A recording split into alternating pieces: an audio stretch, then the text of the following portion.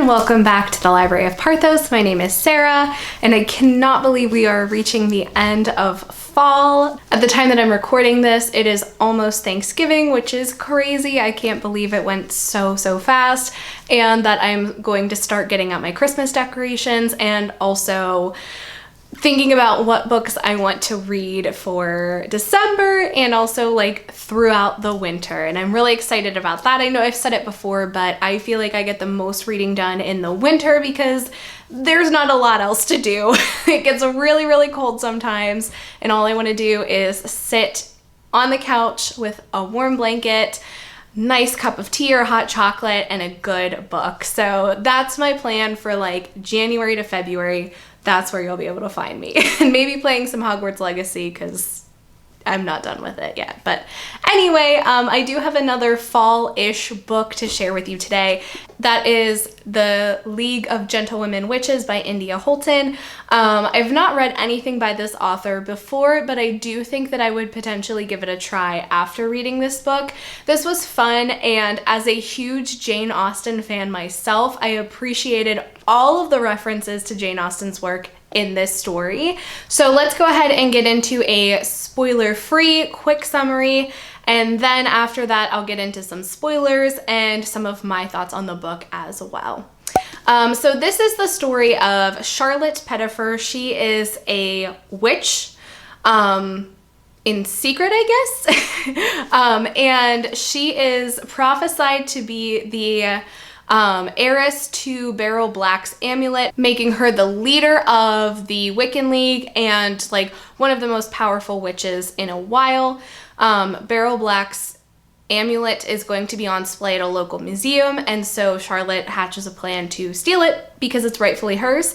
However, there are also pirates out to steal the amulet, one of which is Alex O'Reilly, a pirate who Charlotte then ends up in a difficult relationship with, as they are both in search of the amulet, where they have to work together to potentially get it back. So that's kind of it, spoiler free, I guess. I didn't want to get into too many details.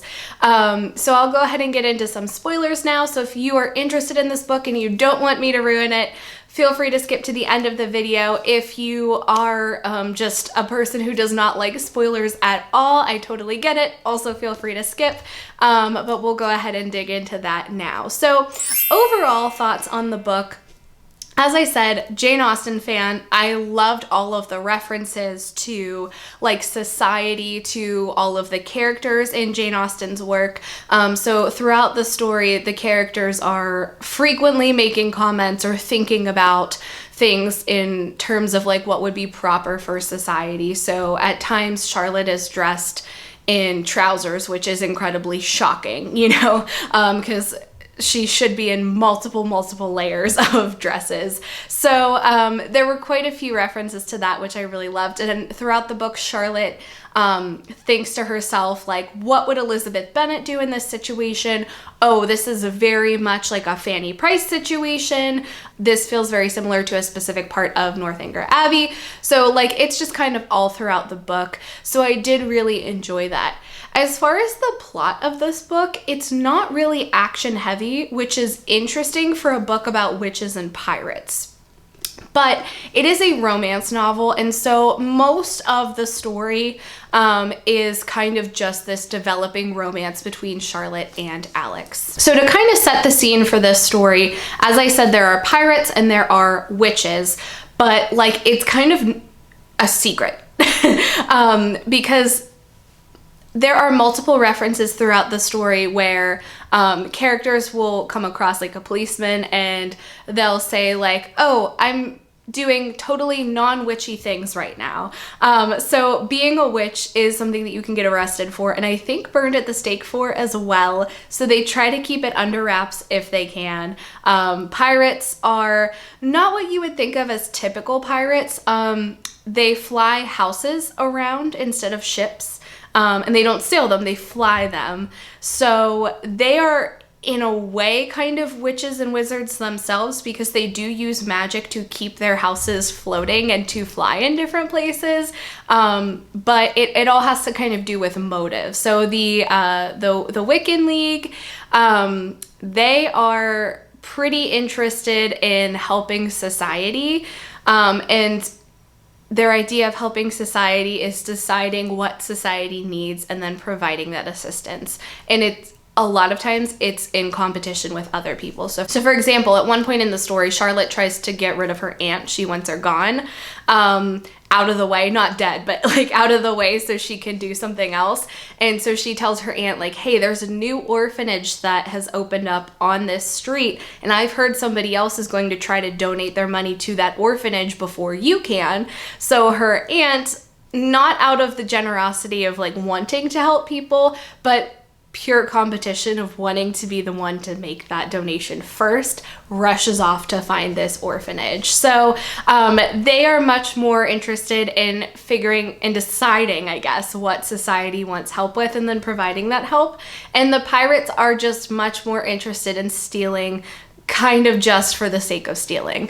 And there is a lot of stealing on both sides. So frequently in the story, characters are meeting and it'll say like, oh, so-and-so came over for tea, they shook hands, and on their way out, they snatched a vase off of the door, or not the door, that would make no sense, off of the table, or they gave a quick hug and also walked away with the earrings that she was wearing. So there's a lot of thievery on both sides throughout the story, but the witches and the Wisteria Society, which is the pirates, are enemies, and they're very cordial enemies. So I think that kind of sets up how this story is written. So like I said, it's not action heavy, and I think hopefully that explanation will kind of show why, because they're like the most polite people ever. So even if they get into blows with a sword fight, they're like planning their next meeting. They're planning like a luncheon or tea or something like that. So that probably explains a little bit about why it's not such an action heavy story. All of most of the action, I would say, kind of bookends the book.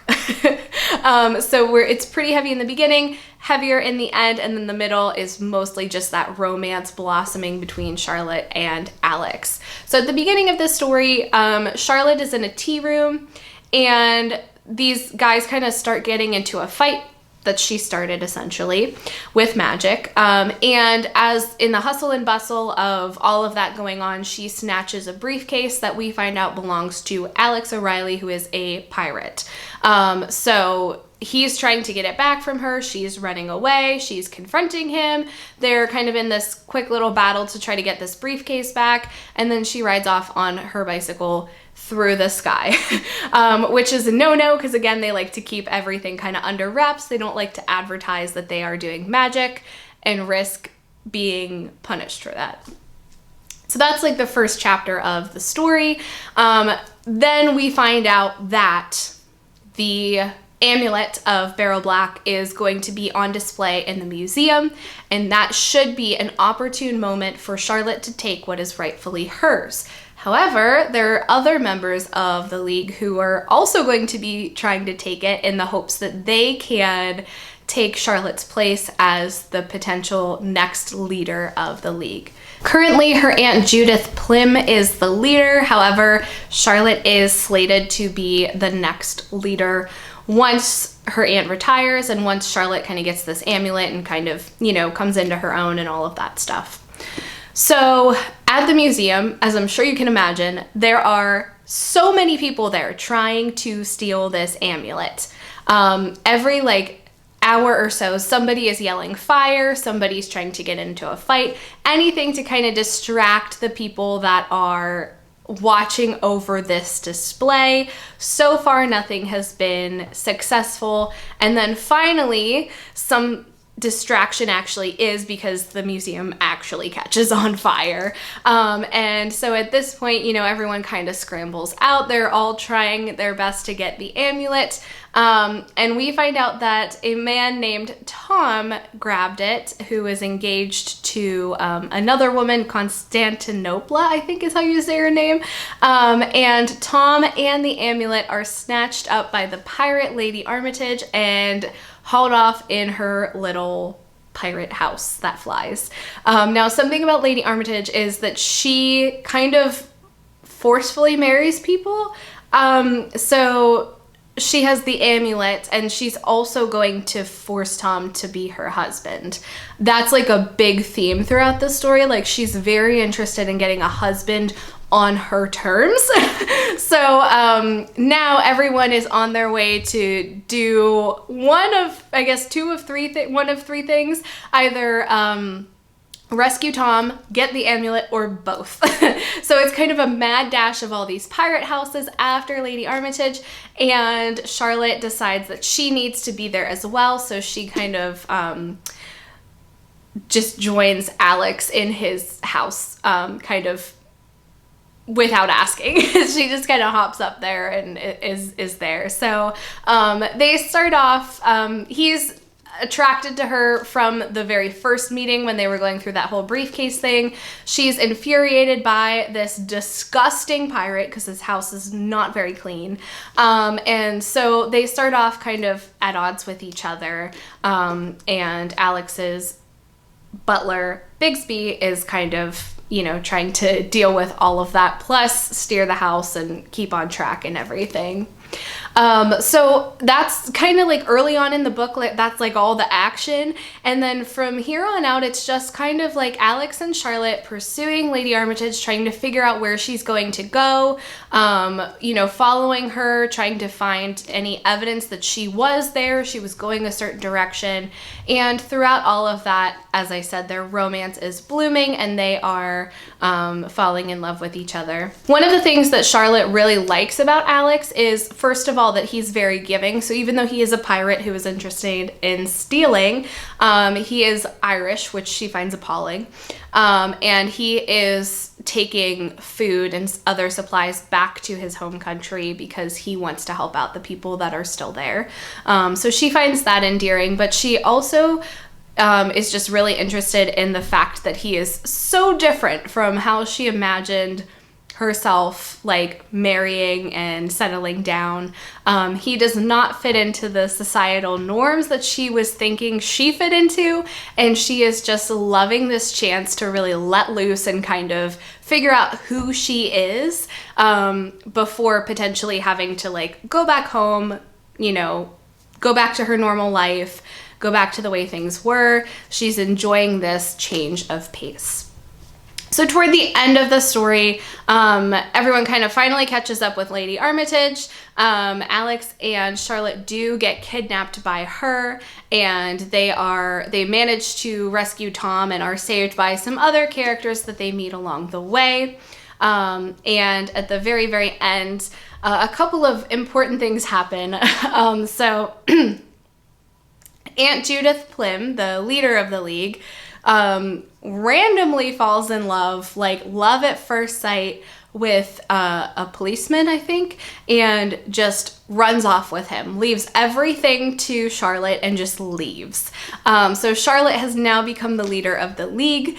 Lady Armitage, her little cottage is caught on fire, and she and the amulet both fall into the ocean, and nobody's really sure what happens to her.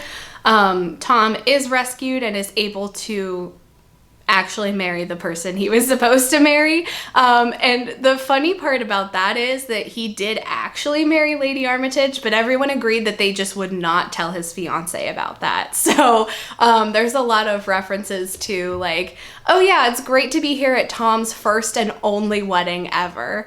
So I really liked a lot of the sarcasm in the dialogue with the characters.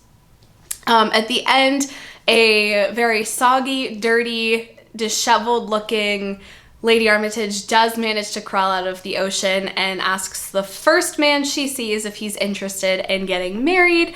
As far as we know, the amulet is gone. However, there is kind of like a cutscene at the end where we have some of the museum curators back at the museum saying, like, I can't believe that this real amulet that we have in storage is this ugly. I thought the replica was ugly, but this thing is disgusting. So they were not a fan of it. So we find out the one that everyone was chasing was a replica anyway, and the real one is in the museum, potentially until it gets taken. And Charlotte and Alex do decide to stay together in the end. As the new leader of the League, she decides that she's going to make some changes.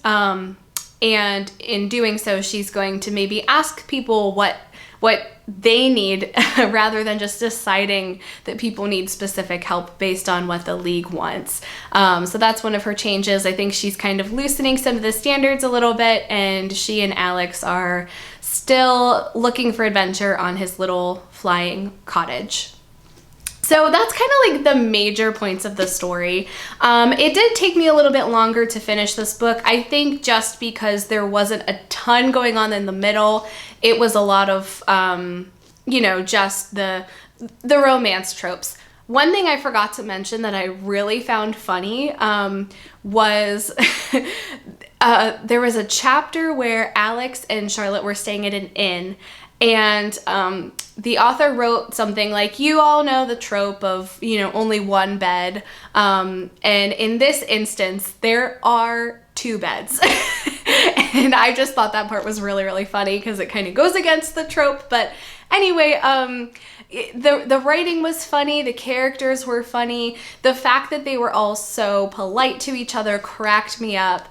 I really found this to be an amusing book, and I would recommend it if you are a fan of Jane Austen and those sorts of works as well, and you're looking for a good, fun romance read. Definitely check this out.